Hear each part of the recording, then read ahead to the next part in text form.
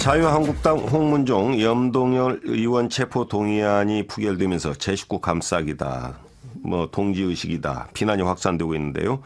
여야 갈등으로 한 달 넘게 국회가 파행된 데 비해 국회의원들의 불체포 특권 지켜내는 데는 여야가 따로 없다, 이런 이야기 나오고 있습니다. K-팝 스타죠. 방탄소년단에 빗대어 방탄의원단이다, 이런 비아냥까지 나오고 있는데요. 관련 내용을 표창원 더불어민주당 의원 연결해서 이야기 나눠보도록 하겠습니다. 표창원 의원님, 안녕하십니까? 네, 안녕하세요. 네. 지난 21일 그 두 의원에 대한 체포 동의안 표결이 있었고, 결국 이게 지금까지 계속적으로 이제 논란이 확산되고 있는데, 이 체포 동의안이 국회 본회의에서 표결로 통과돼야 되는 이유, 이게 국회의원 불체포 특권 때문이죠? 네, 그렇습니다. 우리 헌법 제44조에 규정되어 있고요. 국회의원은 회기 중에 체포 구금될 때는 반드시 국회의 의결, 체포 동의안에 의해서만 가능하고, 만약에 회기가 아닐 때 체포 구금되었을 경우에는 회기가 열리면 다시 석방 요구서를 국회 의결로 채택할 수가 있습니다. 네. 불체포 특권이라고 하죠. 이 국회의원 중에, 국회의원이 가진 특권 중에 우리가 흔히 이야기하는 게 두 가지가 있습니다. 하나는 면책 특권이고 또 하나가 불체포 특권인데, 이 모두가 영국에서 유래된 제도라고 알고 있는데, 우리에게는 이 과거 독재 정권 때 국회의원들이 할 말을 하도록 하기 위해서, 그러니까 그 보호하기 위해서 필요했던 그때의 권리 아닙니까? 네, 그렇습니다. 영국 16세기죠. 제임스 1세 당시에 입헌 군주제를 확립하기 위해서 왕이죠. 군주가 마음대로 국민의 대표인 의원들을 체포 구금하지 못하도록 하기 위해서 만든 것이고, 우리도 1948년 재헌의회 때 채택을 했고 이제까지 유지되고 있는데요. 문제는 영국에서는 이미 1967년부터 불체포 특권의 남용을 막자라고 해서 개선이 이루어져 오고 있습니다. 미국, 일본, 독일 역시 마찬가지로 우리처럼 무한정 불체포 특권이 아니고요. 제한된 죄목에 의해서만이고, 미국은 거의 대부분의 형사범죄는 불체포 특권이 적용되지 않습니다. 이 우리나라의 경우도 민주화가 이루어진 다음에는 오히려 이 불체포 특권이 비리 의원을 보호하는 장치로 악용되고 있는 거 아니냐, 이런 이야기가 있고 지적 때문에 특권 내려놓기 이야기가 나올 때마다 이게 함께 계속 거론됐었죠. 네, 빠지지 않고 거론됐었고요. 당내 차이가 없습니다. 더불어민주당, 자유한국당, 과거에 새누리당 전부 불체포 특권 내려놓겠다, 이런 약속을 국민들께 했었죠. 하지만 이행은 안 됐고요. 네네. 그동안의 의원들에 대해서 체포 동의안이 사실상 국회 본회의에 보고가 돼도 거의 제때 처리되지 않고 폐기되거나 부결된 경우가 아주 많았죠. 80%가 부결됐고요.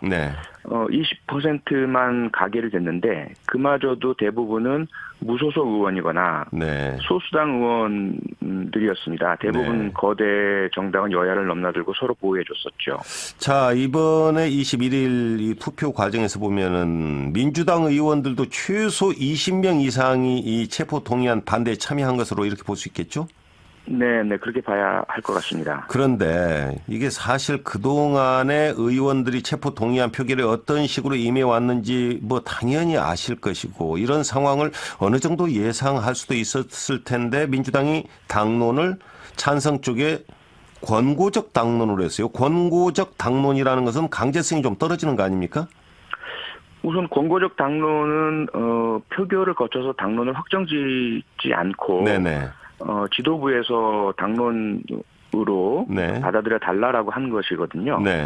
그래서 아마도 물론 이제 그 결과에 대해서 홍영표 원내대표도 사과를 드렸고, 불찰이죠. 표결 절차까지 밟아서 정식 당론을 채택했었어야 하는데, 권고적 당론으로도 충분히 찬성표들을 던질 것으로 봤던 것 같습니다. 과연 찬성표를 다 던질 것으로 봤기 때문에 권고적 당론을 했을까요? 아니면 충분히 상황을 어느 정도 예견할 수 있었는데도 이렇게 간 미필적 고의는 아닌가요? 저는 정확하게는 그 부분까지는 알지는 못하는데 설마 그런 미필적 고의가 있었겠느냐라는 의문은 많이 들고요. 그럴 필요도 있었다고 보지는 않습니다. 그런데 문제는 말씀해 주십시오. 저희 당이 반대하는 특검법안에 대해서 자유한국당이 밀어붙여서 표결도 이루어졌었고, 이런 부분들에 있어서 사실 저희가 굳이 그 체포동의안에 어떤 부결을 해야 할 그럴 이유가 전혀 없었거든요. 그런데 이런 시각도 있어요. 이 특검법의 통과 찬성 숫자 보면은 민주당에서도 찬성한 숫자가 꽤 있는 것으로 이렇게 보여지지 않습니까? 특검법에도. 네네. 그리고 또 네. 이번에 이 체포 동의안에서도 민주당이 많이 넘어간 그런 부분을 가지고 일각에서는 뭐 이것도 일종의 음모론적 시각이라고 볼 수 있겠는데 이 친문이 너무 모든 걸 장악하는 데 대한 문 쪽에서의 뭐 반발표 아니냐 뭐 이런 시각도 있는데 물론 이 부분에 대해서는 동의 안 하시겠죠. 네, 그런 동의하지 않고요. 그거보다는 네. 그런 얘기는 들어보셨죠? 예, 그런 얘기는 인터넷과 SNS에 많이 나오고 있는 것 같습니다. 네. 자, 그리고 또 하나 주목할 부분이 홍문종 의원이 받은 반대표보다 염동열 의원이 받은 반대표가 30표 이상 더 나왔거든요. 네. 이건 무엇을 의미한다고 보십니까? 두 가지로 보는데요. 네. 하나는 염동열 의원이 상대적으로 구명운동을 훨씬 활발하게 했고요. 네. 의원실을 여러 차례 방문도 하고 친전도 보내고 네. 본회의장에서도 그랬고요. 두 번째는 사안의 특성이 염동열 의원은 의정활동상 민원을 해결하는 과정에서 일어난 네. 불찰이다. 이렇게 네. 하면서 다른 의원들도 유사한 일이 있지 않느냐. 라는 그러한 그 동질감의 호소. 동병상련. 네네. 네. 이런 부분들이 또 작용한 부분도 있어 보입니다. 뭐 이게 전국구 의원하고 좀 달리 비례의원하고 달리 지역구 의원들은 특히 이런 이야기 많이 합니다. 지역구에 가면 인사 민원이나 이력서가 수십 장씩 쌓여있다. 모른 채 하면 이거 다음 선거 어렵다. 뭐 이런 이야기 들어보셨죠?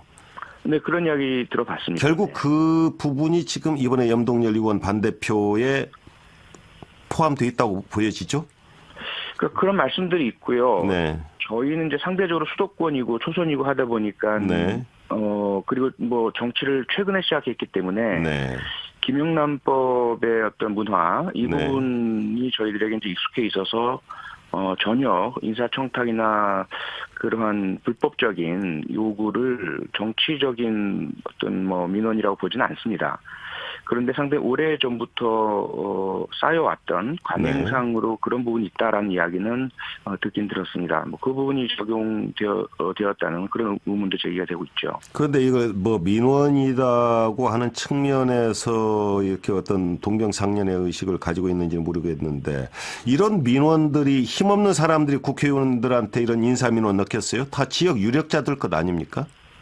그렇게 보이죠. 아마도 이번 염동열 의원도 그렇고 권성동 의원도 그렇고 네. 문제가 불거질 때마다 네. 지역 민원 말씀을 하시지만 네네. 실질 들여다보면 지역의 유력한 인사들끼리의 야합, 그렇죠. 지역 카르텔, 네. 토호 연합 뭐 이렇게 보이는 경우들이 많죠. 그게 바로 쌓여 있는 적폐 아닙니까? 네, 지역 적폐고 아주 캐캐묵은 우리 사회에 상당히 불평등을 조장하는 그런 적폐라고 저는 생각을 합니다. 네. 그런데 이번에 또 이런 전망이 있습니다. 이번에 이 체포 동의안 부결에 따른 국민 분노의 날벼락을 아마 권성동 의원이 맡게 되는 것 아니냐. 이런 방금 말씀해 주신 권 의원 문제. 네. 권성동 의원의 구속영장이 청구가 됐으니까 이 체포 동의안이 24일 본회의에 보고되고 그렇게 되면 28일 날 표결이 이루어질 것이다. 이렇게 보고 있는데 그 일정이 그렇게 갑니까? 일단 24일, 28일이 법적으로 그 합의된 의사 일정에 따라서 본회의가 열리긴 하는데요. 네. 문제는 대통령 발의 개헌안 처리가 24일로 예정되다 그렇죠. 보니까 네. 야당에서 보이콧을 선언한 상태거든요. 네네. 그렇게 되면 의결 정족수가 안 되면 24일 개의 자체가 불발할 우려가 있고요. 그렇게 되면 권성동 의원 체포동의안이 보고되지 않을 가능성도 여전히 남아 있습니다. 보고가 안 되면은 72시간 내 표결도 어렵겠군요. 그건 안 되겠군요. 네. 28일 날 보고가 되면 이후에 임시회를 다시 소집하지 않는 그것은 아직 안 잡혀 있으니까 28일이면. 네, 그렇습니다. 네. 그리고 24일에 국회 후반기 국회의장단 선출하자. 이것도 지금 여야 간의 의사일정 합의가 안 된 거죠. 네. 국회의장 임기가 이제 만료가 되는데 자칫 잘못하면 국회의장이 공석이 되는 그런 추후의 사태가 또 일어날 수 있을 것 같습니다. 이번 국회 개의했을 때도 특권 내려놓기에서 이 불체포 특권, 면책 특권 이거 포기하자는 얘기가 나왔는데 결국은 흐지부지 되고 지금 이렇게 되고 있고 그래서 일단은 이 체포 동의안 표결 시에 기명 투표로 하자, 무기명 하지 말고 기명으로 하자는 얘기 당내에서도 많이 나오고 있죠. 네, 당내에서 많이 나오고 현재 손혜원 의원이 국회법 개정안 입법 발의를 했고요. 네. 당론으로 채택하겠다는 원내대표부의 공개가 있었습니다. 네, 당론으로 이렇게 해서 네. 국회 뭐 이걸 하면은 이 체포 동의안뿐만이 아니고 지금은 인사 문제에 관해서는 무기명이죠.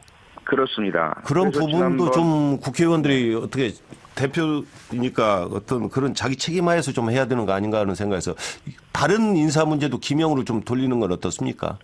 네, 저희가 그 체포동의안만이 아니라 인사 문제의 기명 투표화로 국회법 개정을 하려고 하고 있고요. 말씀하신 것처럼 국회의원이 공사 구분을 해야 되지 않습니까? 자연인 인간과 국민의 대표인 헌법기관 사이에 구분이 돼야 되는데 인사 관련 무기명 투표를 해버리면 이게 대표로서의 공개가 아니고요. 사적인 인간으로서의 투표가 이루어지기 때문에 국민의 지탄을 받게 되는 것이라고 생각됩니다. 그리고 어차피 대의민주주의는 국민으로부터 위임받은 권리를 행사하는 것이니까 그 부분에서는 투명해야 될 것 같습니다. 그건. 그렇습니다. 투명하고 공개적이어야 한다고 생각합니다. 네, 오늘 말씀 여기까지 듣겠습니다. 감사합니다. 네, 고맙습니다. 제때 처리되지 않고 폐기되거나 부결된 경우가 아주 많았죠. 80%가 부결됐고요. 20%만 가결이 됐는데 그마저도 대부분은 무소속 의원이거나 소수당 의원들이었습니다. 대부분 거대 정당은 여야를 넘나들고 서로 보호해줬었죠. 자, 이번에 21일 이 투표 과정에서 보면은 민주당 의원들도 최소 20명 이상이 이 체포 동의안 반대에 참여한 것으로 이렇게 볼 수 있겠죠? 네, 그렇게 봐야 할 것 같습니다. 그런데 이게 사실 그동안에 의원들이 체포 동의안 표결에 어떤 식으로 임해왔는지 뭐 당연히 아실 것이고 이런 상황을 어느 정도 예상할 수도 있었을 텐데 민주당이 당론을 찬성 쪽에 권고적 당론으로 했어요. 권고적 당론이라는 것은 강제성이 좀 떨어지는 거 아닙니까? 우선 권고적 당론은 표결을 거쳐서 당론을 확정짓지 않고 자유한국당 홍문종, 염동열 의원 체포 동의안이 부결되면서 제19 감싸기다, 뭐 동지의식이다 비난이 확산되고 있는데요. 여야 갈등으로 한 달 넘게 국회가 파행된 데 비해 국회의원들의 불체포 특권 지켜내는 데는 여야가 따로 없다 이런 이야기 나오고 있습니다. K-팝 스타죠. 방탄소년단에 빗대어 방탄의원단이다 이런 비아냥까지 나오고 있는데요. 관련 내용을 표창원 더불어민주당 의원 연결해서 이야기 나눠보도록 하겠습니다. 표창원 의원님 안녕하십니까? 네, 안녕하세요. 네, 지난 21일 그 두 의원에 대한 체포 동의안 표결이 있었고 결국 이게 지금까지 계속적으로 이제 논란이 확산되고 있는데 이 체포 동의안이 국회 본회의에서 표결로 통과돼야 되는 이유 이게 국회의원 불체포 특권 때문이죠? 네, 그렇습니다. 우리 헌법 제44조에 규정되어 있고요. 국회의원은 회기 중에 체포 구금될 때는 반드시 국회의 의결, 체포 동의안에 의해서만 가능하고 만약에 회기가 아닐 때 체포 구금되었을 경우에는 회기가 열리면 다시 석방 요구서를 국회 의결로 채택할 수가 있습니다.